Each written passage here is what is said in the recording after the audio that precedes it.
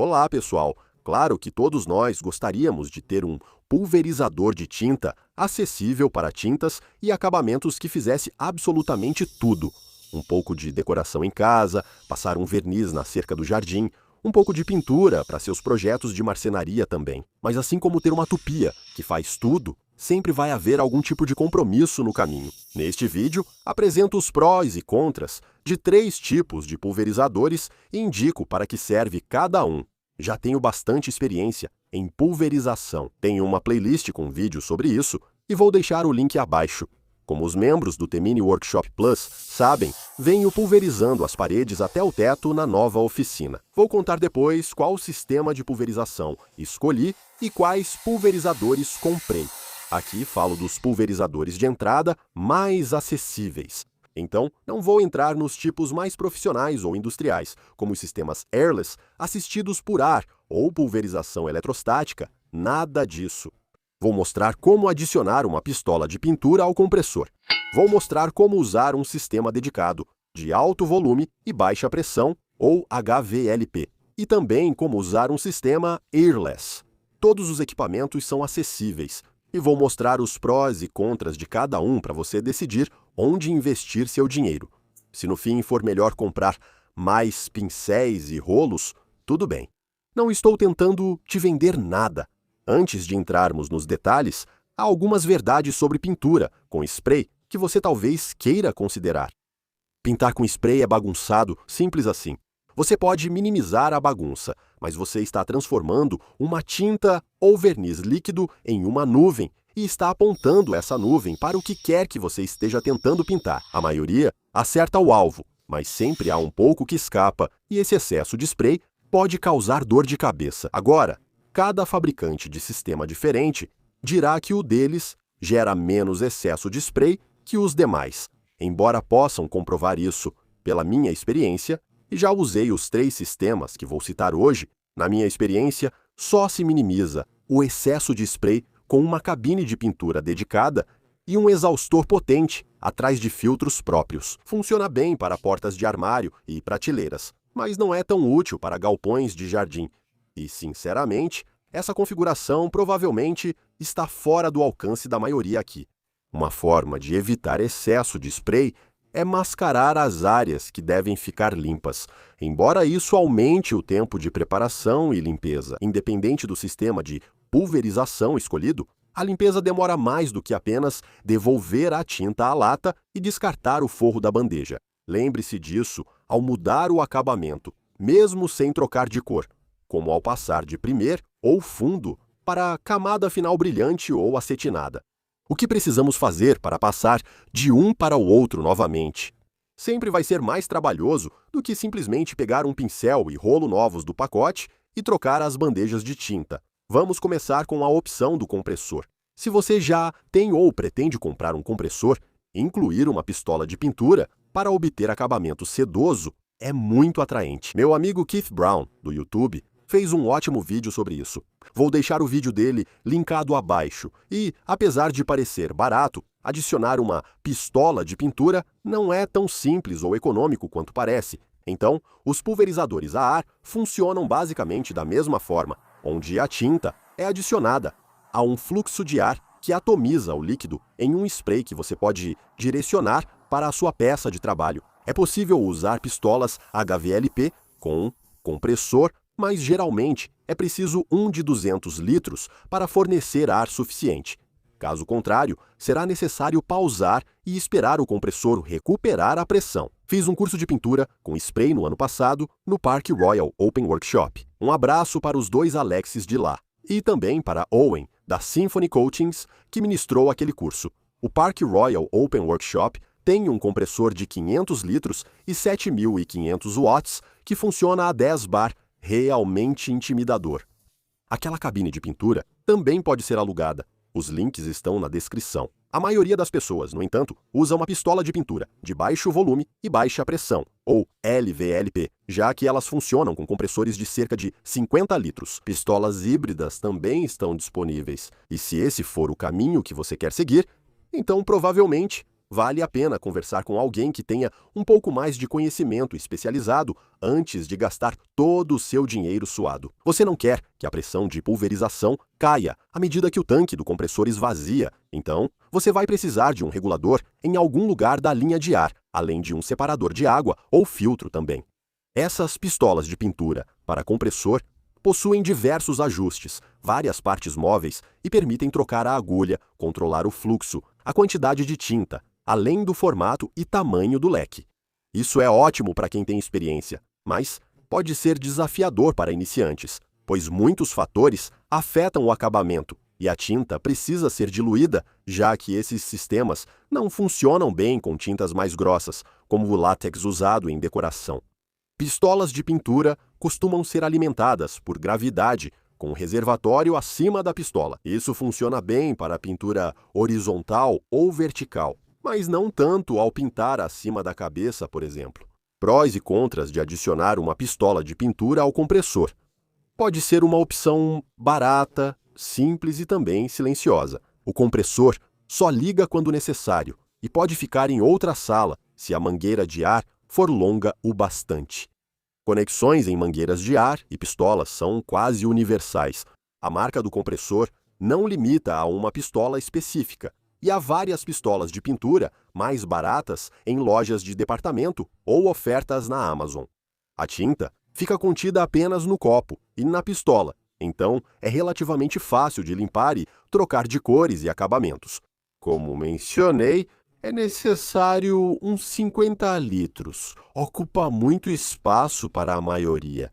Não é uma solução portátil. Você fica limitado pelo comprimento da mangueira e do cabo e vai carregar a tinta que está usando na pistola. Então, tem um peso extra aí. Além disso, será preciso reabastecer com frequência ao pintar áreas grandes, pois a maioria dos copos de tinta comporta no máximo meio litro. Vamos dar uma olhada agora nos pulverizadores dedicados de alto volume e baixa pressão, ou HVLP. Nos modelos econômicos, há um soprador elétrico, alimentado pela rede, uma turbina que gera o fluxo de ar e a pistola de pintura, com o copo, é conectada por uma mangueira. A turbina produz muito ar, mas sem muita força, ou seja, alto volume e baixa pressão. Já tive alguns desses, um da Airlex de muito tempo atrás, e uma maquininha baratinha da Amazon, que mostrei nos vídeos da playlist. E tem um Erbauer de 60 libras disponível, além de muitos outros também. Vale lembrar que a turbina está sempre ligada, como um aspirador invertido. O ar passa pela pistola o tempo todo, mas só pega a tinta ao puxar o gatilho. Isso não é um grande problema, mas se você mascarou áreas com aquelas capas finas de polietileno, o fluxo de ar pela pistola pode fazer com que elas batam nas superfícies recém-pintadas. Nem me pergunte como eu sei disso. Normalmente, há um pequeno grau de controle na pistola. Você pode mudar a orientação do leque de spray de vertical para horizontal e também para um padrão redondo, se ajustar o bico em um ângulo. Então, não é muita coisa. Costuma haver um botão de controle de fluxo na pistola, mas, nos modelos que testei, nunca fez muita diferença. Avise nos comentários se teve mais sucesso que eu. O reservatório de tinta geralmente fica sob a pistola e utiliza um tubo no copo para sugar a tinta. Pelo lado positivo, são uma opção barata para começar a pintar com spray e a falta de ajustes os torna simples de usar. Eles são bem leves, então portáteis até certo ponto. E a tinta fica contida no reservatório e na pistola. Então, é fácil limpar quando você troca de cor ou acabamento. Algumas pistolas mais baratas também possuem 2 reservatórios, facilitando ainda mais as trocas. Você vai se surpreender. Turbinas mais baratas têm cabos mais curtos. Como a pistola está presa à turbina por uma mangueira curta, é preciso carregar a turbina junto, ou estacioná-la em local conveniente, o que pode ser difícil se estiver em uma escada. Turbinas de estágio único, comuns em pulverizadores de entrada, têm dificuldade com tintas grossas como látex e são melhores para projetos pequenos, armários, acabamentos e molduras, não para pintar cômodos inteiros. Não há padrão nos encaixes, principalmente nas opções mais baratas. Então, Embora seja uma mangueira plástica bem simples entre a turbina e a pistola, provavelmente é fácil de adaptar. Itens como o copo de tinta costumam ser intercambiáveis entre marcas. Aliás, você pode encontrar pulverizadores HVLP tudo em um, onde a turbina faz parte da pistola. Já vi um Parksider barato na seção do meio e também um Wagner mais caro. A principal desvantagem desses modelos é o peso, porque você carrega tudo junto, a turbina, a tinta, tudo. E claro, é uma unidade fisicamente grande, então vai ser mais difícil encaixar em espaços menores. Você também pode encontrar modelos sem fio, tudo em um. Stuart, do Proper DIY, nosso amigo do YouTube, testou um modelo sem fio barato para pintar sua cerca e teve a mesma opinião sobre peso e bateria. Vou deixar o vídeo do Stuart na descrição também. E por fim, vamos dar uma olhada nos pulverizadores airless. Os pulverizadores airless costumavam ser exclusivos de marcas de alto padrão, mas estão se tornando muito mais acessíveis e são exatamente como o nome sugere, não há ar envolvido. São bombas que usam alta pressão para forçar a tinta por um pequeno orifício na ponta da pistola. As pontas são intercambiáveis e cada ponta produz um tamanho de leque e uma vazão específicos. Eu já usei airless antes. Tive o airless sem fio da Graeco, comprado para um trabalho específico, e considero o airless o mais próximo do cálice sagrado dos pulverizadores versáteis que provavelmente encontraremos. Eu uso isso para decoração. Usei para armários, tenho certeza de que também teria pulverizado uma cerca de jardim em um galpão sem problemas. Há vários tipos de pulverizadores airless, com ou sem fio, alguns com compartimento separado, outros que puxam tinta do balde e outros com reservatório embutido para reabastecer. As conexões da mangueira e pistola são um padrão entre marcas, mas os bicos nem sempre são intercambiáveis. A Graco seguiu seu próprio caminho quanto aos bicos, mas o suporte onde eles são encaixados é intercambiável entre diferentes pistolas de pintura. Além de trocar o bico e ajustar a pressão na bomba, não há outro ajuste além de mudar o leque de vertical para horizontal ou girar o bico para trás, caso precise desobstruir. Comprei o pulverizador Airless Erbauer. Vou entrar em mais detalhes sobre isso em um vídeo separado em breve, onde vou abordar as nuances do tamanho do bico, o acabamento a ser aplicado e o trabalho a ser feito. Mas ele tem funcionado muito bem até agora, então fique de olho nesse vídeo que vai sair em breve. Do lado positivo, você consegue um ótimo acabamento. É possível pulverizar tintas mais grossas, como as de paredes e tetos. Decoração geral não é um problema. Você pode aplicar um acabamento mais fino na câmera apenas trocando o bico. Paguei pouco mais de 200 libras no Erbauer, então isso cabe no orçamento de muitos. Ele acompanha mangueira padrão e conexões para pistola, mas, por serem de alta pressão, não possuem engate rápido como as de compressor. As pistolas de pintura para pulverizador airless são leves e recebem tinta direto da bomba, permitindo pintar em qualquer posição, até de cabeça para baixo. Já nas pistolas sem reservatório acoplado, elas são menores e alcançam locais mais apertados, como cantos de uma câmera. Por outro lado, o Erbauer, que suga a tinta direto do balde, não é muito portátil. Apesar dos 9 metros de mangueira de alta pressão darem ótimo alcance, ela acumula tinta, então é preciso limpar toda a extensão ao trocar do primer para a camada de acabamento ou verniz.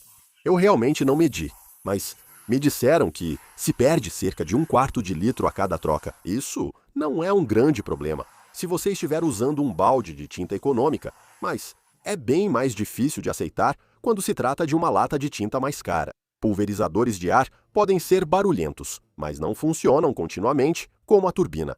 Você pode afastá-los mais com uma mangueira maior, mas isso também aumenta o trabalho de limpeza depois.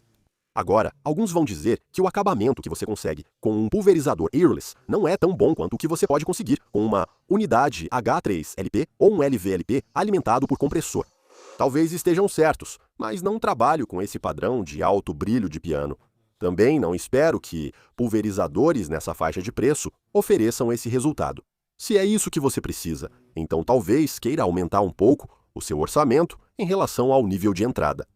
Enfim, esse é o meu breve resumo dos 3 principais tipos de pulverizadores que estão ao alcance da maioria de nós, consumidores, nós que não somos profissionais. Vou encerrar por aqui. Muito obrigado por assistir. Se você tiver alguma dúvida, deixe nos comentários abaixo. A próxima atualização será das unidades Alcove ou do workshop, ainda não decidi qual. Depois falo do pulverizador Erbauer e talvez do outro airless que comprei, que pode ser o definitivo. Comente, inscreva-se no canal e até a próxima. Se cuida!